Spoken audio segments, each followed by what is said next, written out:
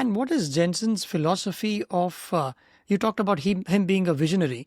There are many kinds of people like that. There will be the kind like Steve Jobs who said, customer comes first, and the technologists have to get their products to suit that requirement. Whereas in Jensen's case, I would imagine that he looks at his product, or he's trying to see what he can squeeze out of the hardware, and then he'll go to people, say, hey, can you build applications? I've got a really fast supercomputer with me. Or is that something that would be right way to describe that? What Jensen has done his entire career, including before he arrived at NVIDIA, back when he was in LSI Logic, is to just go find the hardest customer, the customer with the most complex requests, and build that person tools, which nobody else wants to do and doesn't even look profitable. So he will go to elite research scientists and be like, how can I text your workflow? What can I do to make you get your job done faster? And then he will spend tens of millions of dollars building them tools that like 3 scientists are going to use. How do we do that?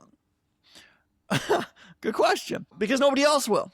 Because if that succeeds, and maybe he can, and the science advances, then maybe he can build a whole platform around him. This is exactly what happened with AI. Why am I spending all this money building this time for AI, this tiny little market? 1% of the scientific computing market, which is 1% of the total market. Why are you building tools for these guys? Are you crazy?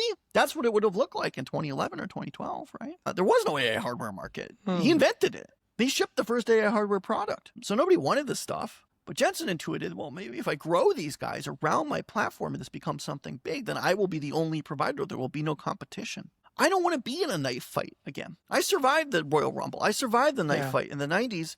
And yeah, I won, but it was hard. I'm covered with scars. I don't want to do that again. I want to build something that I'm the only guy building it. And that's why.